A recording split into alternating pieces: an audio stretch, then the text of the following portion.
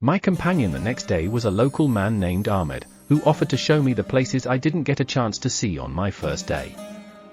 His offer came at the perfect moment. The previous evening, after visiting the tomb of the Roman soldier, I got a little lost and ended up on a cliff directly above the amphitheater.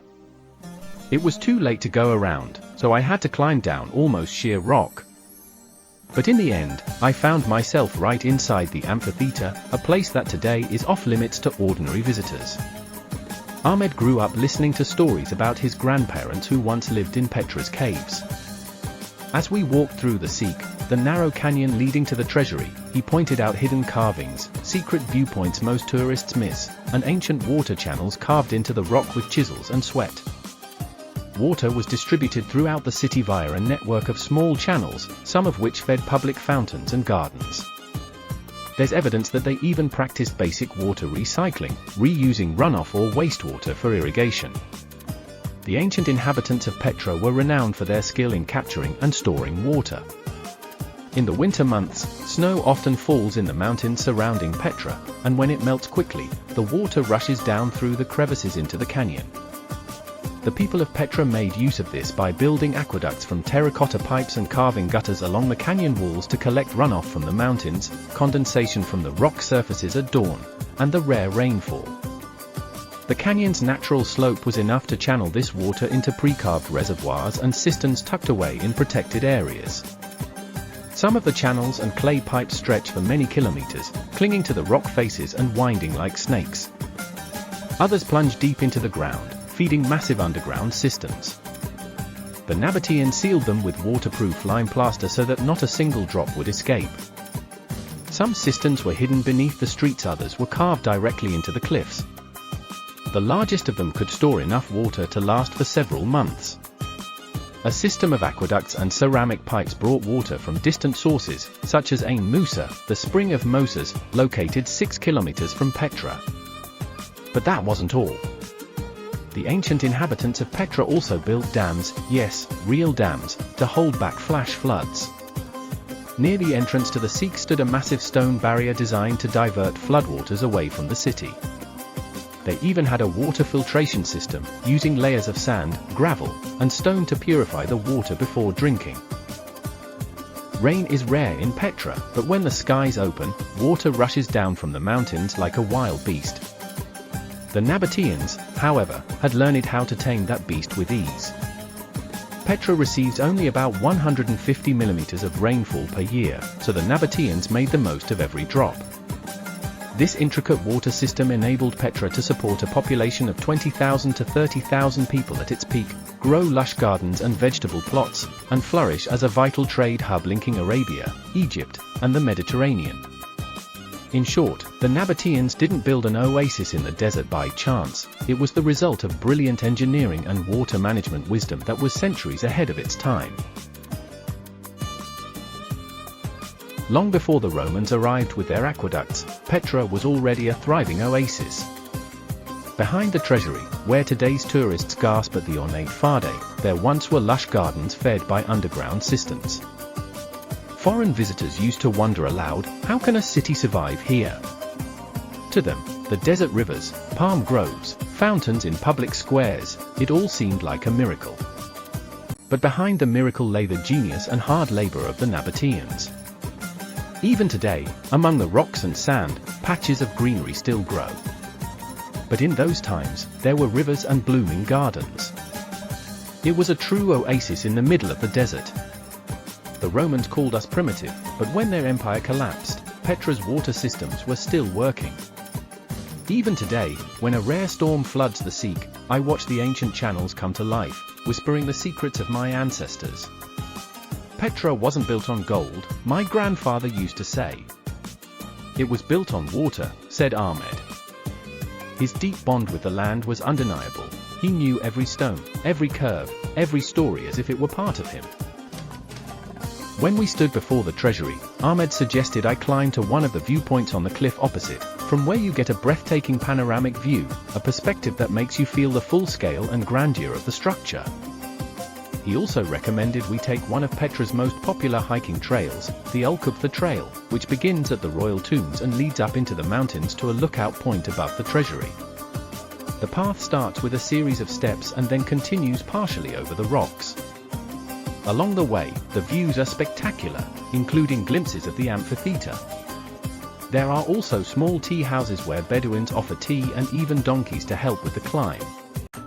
And finally, we reached the view we had come all this way for. Our next route took us toward the Temple of Addeu, also known as the monastery. On the way to the monastery, you pass remnants of Roman heritage, like the road leading to a stone arch. Ruins of once magnificent villas and temples line the path.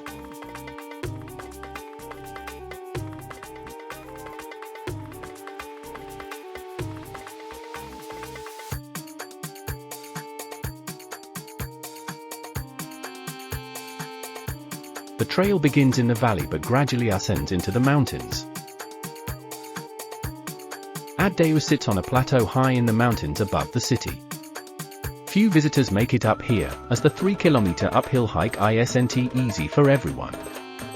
You can hire mule handlers to help you traverse the rugged slopes. But if you're in decent physical shape, the hike is absolutely worth it. Along the way, you'll be rewarded with sweeping views of the surrounding landscape.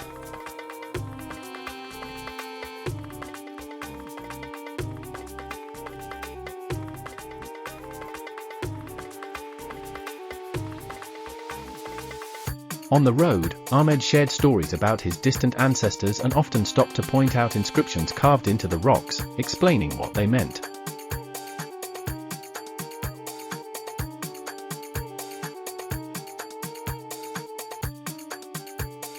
Before we knew it, we arrived at the large plaza where the monastery revealed itself in all its glory. While the treasury had still drawn a fair number of tourists that day, here we were completely alone, except for a lone Bedouin with whom we exchanged a few words. Addeu turned out to be just as awe-inspiring, measuring 50 meters wide and about 45 meters high. In my view, this Nabatean rock temple from the 1st century AD, carved entirely from the mountain, is the most monumental and impressive sight in all of Petra. After the adoption of Christianity in the 4th century, it was used as a monastery, evidenced by the altar and crosses carved into the stone. That's how it got its second name. Step back and you can admire this majestic structure from a distance in all its magnificence. Ahmed and I spent the entire day in Petra, and it was magical to watch the color of the rocks and carved facades change before our eyes, from gray, sandy, and soft pink to vivid red and glowing gold. Ahmed told me his ancestors had lived in this area. In fact, many Bedouins lived in Petra's caves with their sheep, goats, and camels until the 19th century, when the city was rediscovered. The cave walls are still blackened with soot from centuries of hearth fires. Even today, some Bedouins continue to live as their ancestors did, despite the government building an entire settlement nearby with modern stone houses. Many simply refuse to leave their ancestral homes. In 1984, the Jordanian authorities officially opened Petra to tourists and gave the Bedouins the right to work in the park and serve visitors. At the end of the day, Ahmed invited me to visit some of his relatives, who occasionally return from the city to stay here and maintain their connection to the land. When we arrived, we were warmly greeted by Ahmed's uncle's family, who live here seasonally. Their cave was surprisingly spacious and cozy, with carpets on the walls and floor, and a small hearth for making tea. Hospitality is sacred in Bedouin culture, and I was immediately offered a cup of sweet mint tea. Outside, dinner was already being prepared.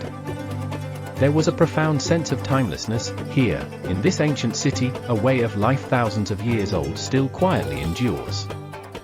As I left Petra that evening, I felt deep gratitude toward the local people, who have safeguarded this wonder across generations. Though tourism has transformed Petra in many ways, the Bedouins remain its soul, its guides, storytellers, and keepers of secrets. If you ever visit Petra, consider spending a day with a local Bedouin. Not only will you discover hidden pearls, but you might also receive the rare privilege of stepping into their world, even if only for a cup of tea in a centuries-old cave. Walking through Petra with a local is an unforgettable experience, blending ancient history, breathtaking landscapes, and deep cultural immersion. And to complete acquaintance with Petra, Ahmed advised visiting the city in the evening, when the sun sets over the horizon and turns it into a fairy-tale-like place. Every Monday, Wednesday, and Thursday, Petra hosts a night show that reveals part of the rock city under the glow of hundreds of candles and colorful lanterns. Along the path through the Sikh, paper lanterns are set out, and in front of the treasury, hundreds more are lit, creating a mysterious and enchanting atmosphere.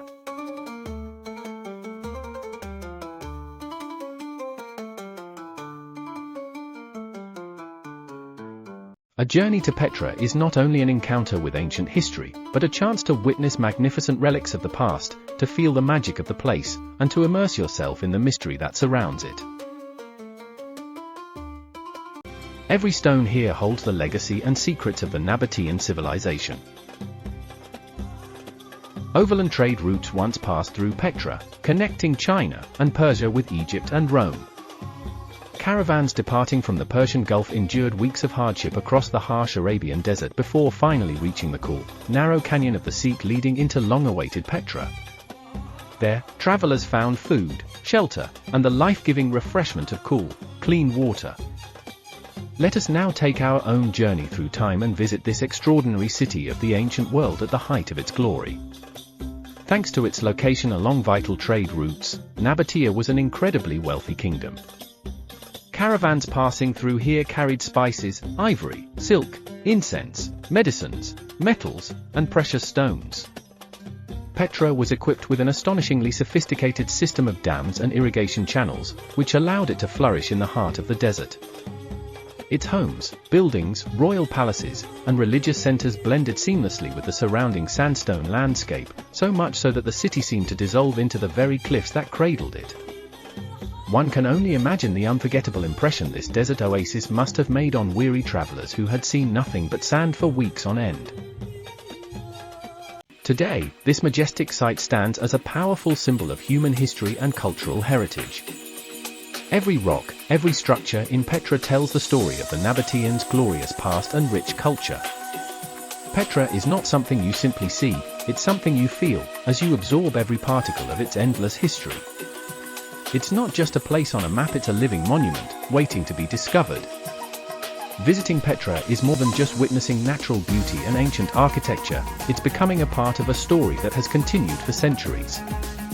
If you're seeking a truly unique experience and a chance to touch the ancient world, don't miss the opportunity to explore this remarkable city.